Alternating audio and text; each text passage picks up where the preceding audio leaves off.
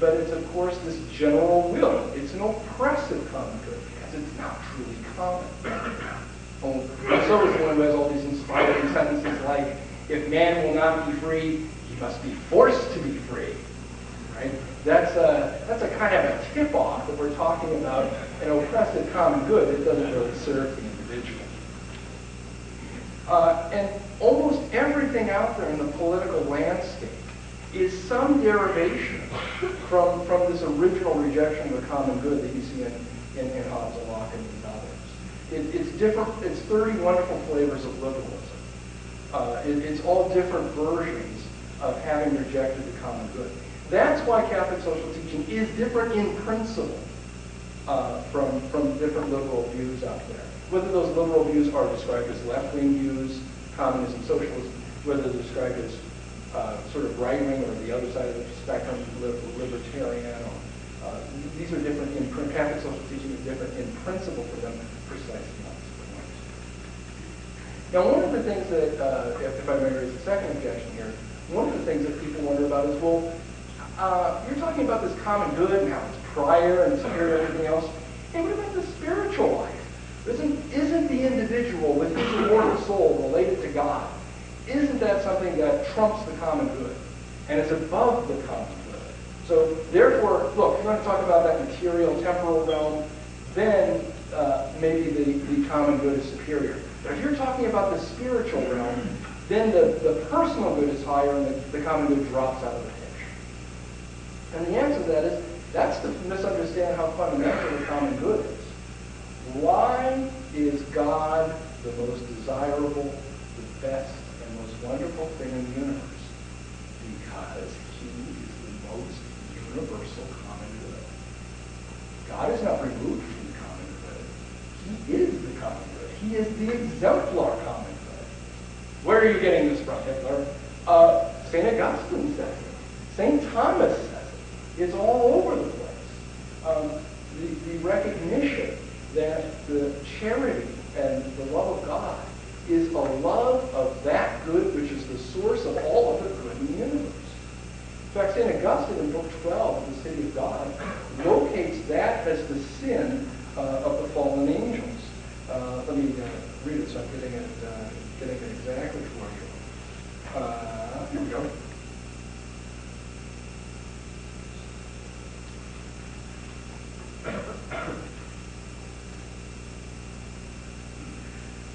Yes, that those angels, those wicked angels, desiring their own good over the good of all, fell from pride and fell from sin, from that fountain source of happiness.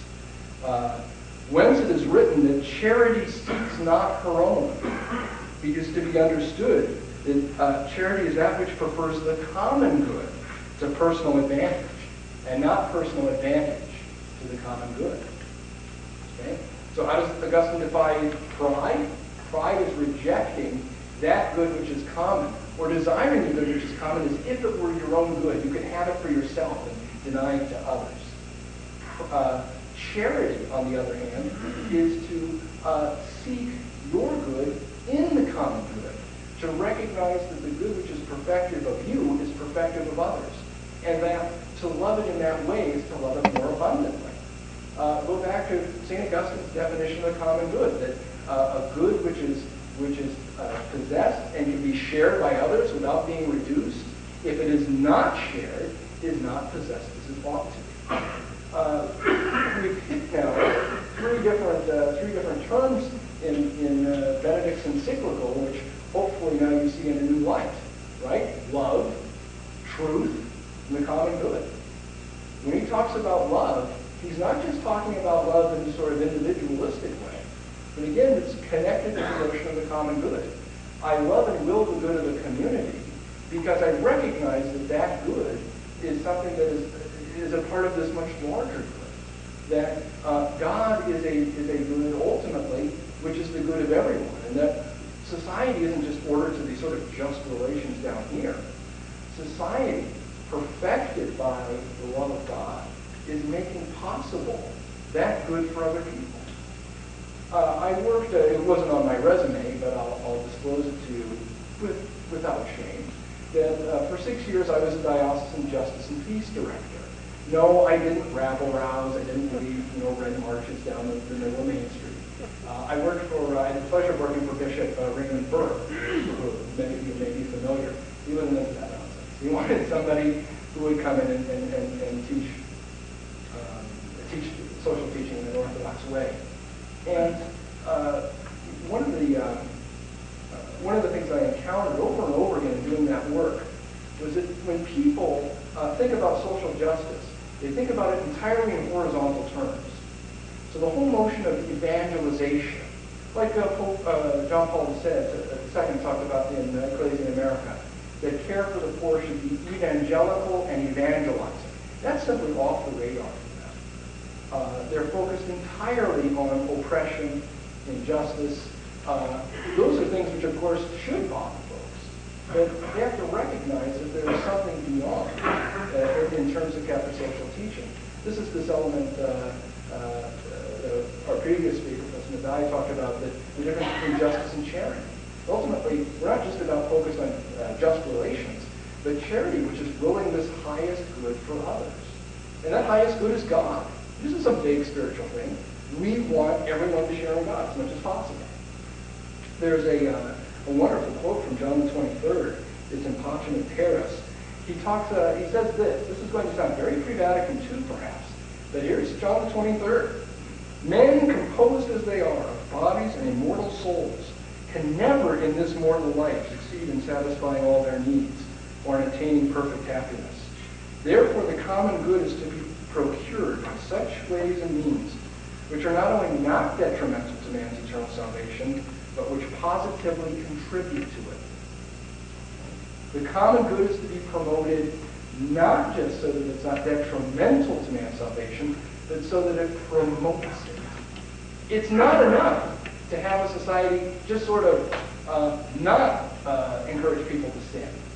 A society that is a healthy society helps people to be good, helps people to convert, helps people to come to Jesus Christ.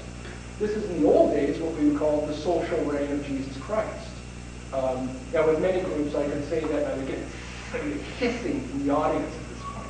This is a Chesterton society, so that doesn't happen. The proper end of a society, the ultimate end of a society, is for individuals and for families and for communities to receive God, to receive Jesus Christ in their hearts. That's the ultimate end of that community. That's what community is ultimately for. Hence, that's why in the Catechism it talks about how societies have how was it put? The social duty of Christians is to respect and awaken in each man the love of the true and the good. It requires them to make known the worship of the one true religion which subsists in the Catholic and Apostolic Church. Right? That's right from the Catechism. We have a social duty to awaken in people a love of the Church because that's the determinate means that God has given us to reunite to Himself. So let's bring this to a conclusion. There are many, many, many things that are going on in Caritas and Veritate. But I focus as I do this afternoon with you on the common good because it seems to me that's so fundamental to the whole encyclical. Benedict tells us that it's fundamental.